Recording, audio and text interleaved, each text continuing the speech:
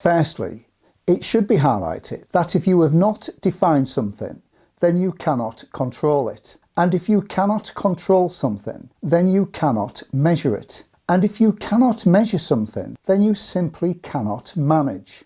Okay. Now, ITIL is a public framework composed of methodologies and principles from the best in class from around the world. In simple terms, ITIL focuses on best practice for IT service management. So we do not need to rewrite common sense. We can take advantage of techniques and approaches that have been tried and tested, exactly the same as with other best practice frameworks such as DevOps, Lean, Prince2, Agile, Scrum, and so on.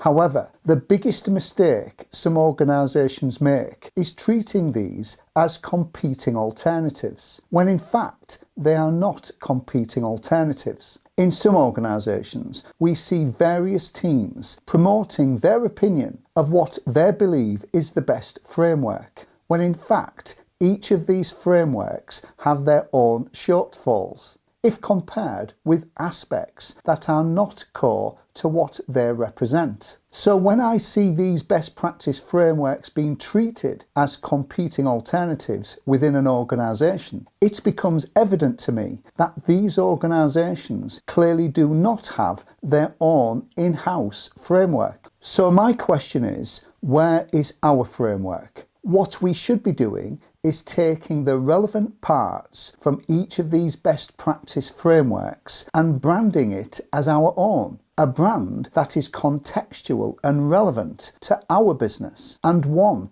that does not just talk the walk, but facilitates a culture that actually walks the talk. But no. What do we actually do? We copy and paste these books as they stand straight into the organisation, and this simply does not work. Of course, we should be adopting these frameworks. That is why these frameworks exist. However, what we fail to do is adapt these to the relevancy and context of our organisation. In terms of ITIL, we should not simply regurgitate the ITIL book as it stands. Once we come back from the ITIL classroom, we should remove the ITIL badge and make it ours. Let me go one step further. I have helped organisations introduce their own in-house IT service management certification scheme. Let me explain. The reason why ITIL students take an exam is to communicate back to the examination institute that they have understood the topic. Now, as we know, such exams comprise of generic questions, so we could create